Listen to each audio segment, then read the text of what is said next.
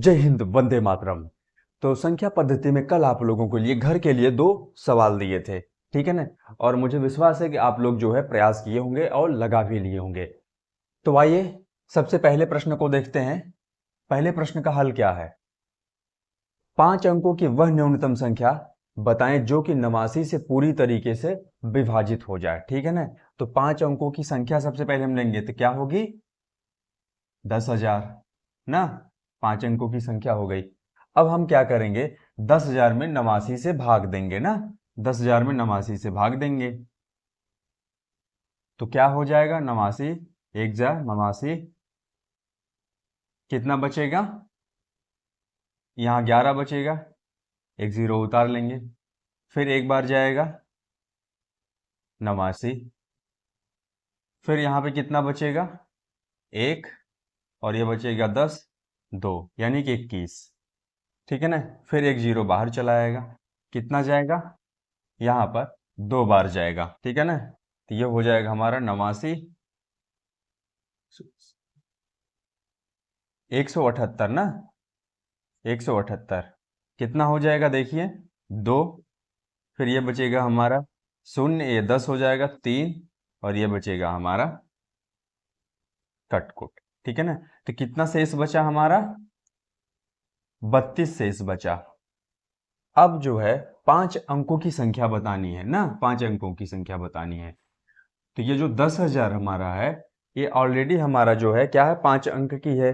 अगर हमारे मन में ऐसा प्रश्न आ रहा है कि क्या करें, इस 32 को कहाँ से घटाना है, तो सबसे पहले हम क्या करेंगे? 89 से 32 को घटाएंगे ना। 89 से 32 को घटाएंगे। कल जो है बहुत अच्छे तरीके से इसके बारे में समझाए थे। अगर नहीं आपको समझ में आ रहा तो पहले आप जो कल वाला लेक्चर देखिए। तो जब इसमें से हम घटाएंगे तो देखेंगे यहाँ पर आएगा 7 और 5 यानी कि 57 आएगा। अब अगर आप 57 इसमें से घटा देते हैं, ठीक है ना, तो भी ये आपका 89 से पूरी तरीके से विभाजित हो जाएगा, पर वो 5 अंकों की संख्या नहीं होगी। तो हमें क्या मिल गया हल? कि हमें 10,000 में किसको जोड़ना है? 57 को जोड़ना है। तो हमारा उत्तर क्या हो जाएगा? 10,057। ये हमारा क्या हो गया? उत्तर हो गया ना। आपका भी यही आया था? गुड, बहुत अच्छी बात है। अब आइए दूसरे प्रश्न को देखते हैं। जैसा कि बोले थे कि ये दूसरा प्रश्न जो बहुत ही अच्छा है, क्योंकि इसमें हमारा जो है पूरी तरीके से दिमाग लगेगा, ठीक है ना। और जब सॉल्व होगा तो आनंद बहुत आएगा। तो विश्वास है कि आप लोग प्रयास किए होंगे और इसका हल भी पा गए होंगे। तो आइए अब दूसरे प्रश्न को देखते हैं।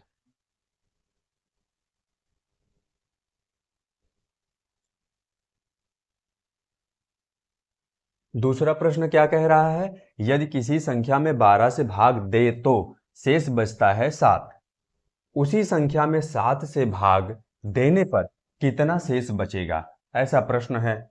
तो अगर इसके प्रश्न के अनुसार हम ऐसा 2 संख्या ले लेते हैं। इसने क्या बात की? किसी संख्या में, ठीक है ना। यहाँ पे x मत लीजिएगा, कोई एक संख्या लीजिएगा, मतलब कांस्टेंट एक नंबर लीजिएगा, ठीक है ना। तो यहाँ पर हम ले लेते हैं, पहली संख्या को ले लेते हैं 39, 139। पहली संख्या को 139 ले लेते हैं। इसमें हम जब 12 से भाग देंगे तो शेष बचेगा 7, इसके प्रश्न के अनुसार, ठीक है ना। और दूसरी संख्या ले लेते हैं 151। आप कोई और भी संख्या ले सकते हैं, ठीक है ना। तो जब हम इसमें 12 से भाग देंगे तो देख लेते हैं। 12 से भाग देंगे तो शेष इसमें 7 बचेगा। 12 कन्ने 12, एक, फिर 12 कन्ने 12, ये हो गया हमारा 7 ना। इसमें भी जब हम 12 से भाग देंगे तो 12 कन्ने 12, यहाँ पे बचेगा 3 और 1, 12 दूनी 24, और यहाँ पे बचेगा आपका 7। दोनों में 7 बच रहा है। अब हम इसके दूसरे पार्ट की तरफ जाते हैं ना। इसका पहला पार्ट हमारा क्या हो गया? सॉल्व हो गया। पहला पार्ट हमारा सॉल्व हो गया। अब इसके दूसरे पार्ट की तरफ हम जाते हैं। उसी संख्या में हम 7 से भाग देंगे तो शेष कितना बचेगा, ठीक है ना।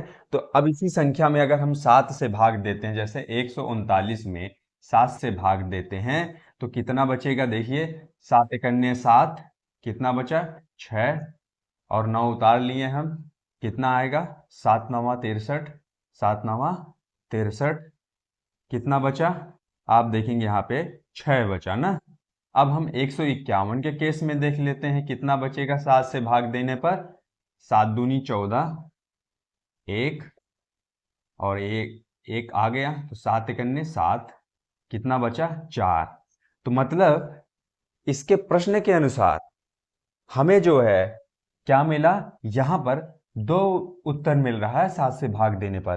तो इस हिसाब से यहां पर क्या होगा, प्रश्न हमारा क्या है, दिया गया प्रश्न क्या है, गलत है। ठीक है ना, दिया गया प्रश्न गलत है। ठीक है ना, इसका कोई अर्थ ही नहीं निकल रहा। ठीक है ना, आप कोई और इसमें से नंबर लेंगे और सॉल्व करेंगे तो आप देखेंगे कि ये दोनों डिफरेंट ही आएंगे। ठीक है ना, समझ में आया ना।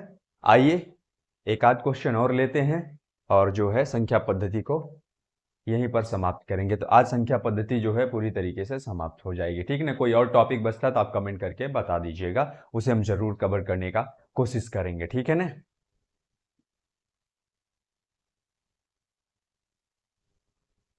राम जपो राम जपो राम जपो बारे राम। तो आइए इन दोनों प्रश्नों को अब हल करते हैं। ठीक है ना, तो सबसे पहले प्रश्न को देखते हैं जो प्रश्न नंबर 3 है। ठीक है ना, इसका हल क्या होगा? प्रश्न 3 का हल क्या होगा? बोल रहा है कि 1834 के निकटतम वह कौन सी संख्या है जो 12 से पूरी तरह विभाज्य हो जाए, मतलब विभाजित हो जाए। ठीक है ना, तो हम क्या करेंगे, सबसे पहले 1834 जो है 1834, इसमें हम 12 से भाग देंगे। ठीक है ना, जब हम 12 से भाग देंगे तो 12 करने 12, ये हो जाएगा 6, फिर 3 बाहर आ जाएगा, 12 25 60 हो जाएगा, 3 बचेगा, कट जाएगा, फिर ये जो हमारा 4 आ जाएगा, 12 दूनी 24 हो जाएगा ना। फिर बचेगा कितना, 6 4 10, यानी कि यहाँ पे बचेगा हमारा 10। तो शेष कितना बच रहा है? शेष 10 बच रहा है। तो इसके मतलब अगर हम 12 से 2 को घटा 12 से जो हमारा ये भाजक है, इससे हम 10 घटा दे, कितना बचेगा? 2 ना, 2 बचेगा। अब जो है इस 2 को अगर हम 1834 में जोड़ देते हैं तो हमें क्या मिल जाएगी, वह निकटतम संख्या मिल जाएगी जो 12 से पूरी तरीके से क्या हो जाए, विभाजित हो जाए। तो देखिए क्या हो जाएगा, 1834 और धन 2 कितना हो जाएगा, 6 3 8 1। ये हमारा क्या हो गया, उत्तर हो गया ना। कितना आसान था। तो इसलिए जो है ऐसे प्रश्नों पर ध्यान दीजिए, और कितने आसान है ना, अधिक से अधिक जो प्रश्न आप जो है सॉल्व करिएगा। ठीक है ना। अब आइए हम चौथे प्रश्न को देखते हैं, और चौथा प्रश्न बहुत ही अच्छा प्रश्न है, इसलिए जो है इसे आप जो है नोट करके रख लीजिएगा। ठीक है ना। आइए चौथा प्रश्न क्या है, एक लड़के को 43 20 51 को 56 827 से कुछ गुणा करने को कहा गया, उसने जल्दबाजी में एक अंक गलत पढ़ लिया, और जब वह गुणा किया तो जो रिजल्ट आया, कुछ रिजल्ट ये आया, 21 95 98 56 17 7, ये रिजल्ट आया। अब आप बताइए उसने कौन सा अंक गलत पढ़ा। ठीक है ना, तो अब हम क्या करेंगे, सबसे पहले लिखेंगे 43 20 51, दूसरा क्या है हमारा 56 8, मतलब 56,827 ना। अब इन दोनों में से किसी एक में उसने एक डिजिट को, एक अंक को गलत पढ़ा है। तो अब हम क्या करेंगे, उसका जो गलत पढ़ के जो उसने रिजल्ट लाया है, जो उसने सॉल्व करके गुणा का जो रिजल्ट लाया हुआ है, वो क्या है, 21 95 98 56 17 7, ये रिजल्ट लाया हुआ है। अब आप देखिए यहां पर ये जो है इनका और इनका आपस में क्या करना था, गुणा करना था। अब इन्हीं दोनों में से उसने किसी एक संख्या में गलती की है। किसमें गलती की है, जो हमें ये रिजल्ट मिला इससे हम पता करेंगे। हम क्या करेंगे, हम इससे जो है भाग देंगे सबसे पहले। ठीक है ना, अगर हम इससे भाग दिए और ये पूरी तरीके से विभाजित हो गया, तो भी हमें पता चल जाएगा। और जब हम अगर इससे भाग देंगे, ये विभाजित नहीं होगा तो भी हमें पता चल जाएगा। अगर विभाजित नहीं होगा तो हम समझ जाएंगे कि गलती उसने इसी संख्या में की है। तो अब हम क्या करते हैं, सबसे पहले हम इससे भाग देते हैं। जब हम इससे भाग देते हैं तो जो हमें मिलता है भागफल वो होता है 5,0,8,2,7। इसके मतलब क्या हो गया कि हमें रिजल्ट पता चल गया। क्या पता चल गया कि उसने जो है 6 के जगह पे 0 पढ़ लिया था। ठीक है ना। तो जब हम इससे भाग देते हैं तो हमें जो है भागफल ये मिलता है। इसके मतलब क्या हमें आंसर मिला कि जहां पे इसने जो है क्या गलती की थी कि 6 के जगह पर, यानी कि 6 के जगह पर इसने जो है 6 के जगह पर 0 पढ़ लिया था। ठीक है ना, 0 पढ़ लिया था, 0 पढ़ लिया था। ठीक है ना।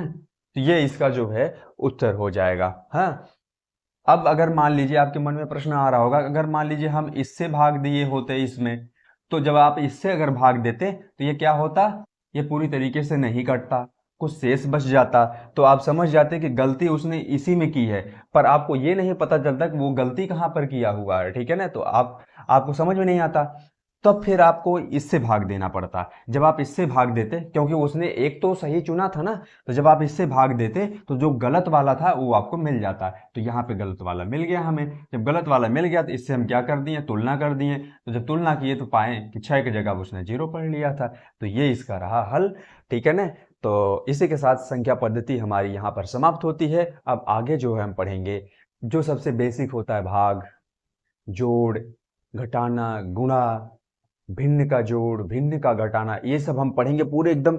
मतलब ये मान के चलिए कि आपको मैथ बिल्कुल नहीं आती, ये पूरा जो है लेक्चर जो चलने वाला है अर्थमेटिक का, अंक गणित का, ये आपके लिए है, आपको डेडिकेटेड है। इसलिए जो है आप निश्चिंत होकर पढ़िए, आपको बहुत ही आनंद आएगा। ठीक है ना।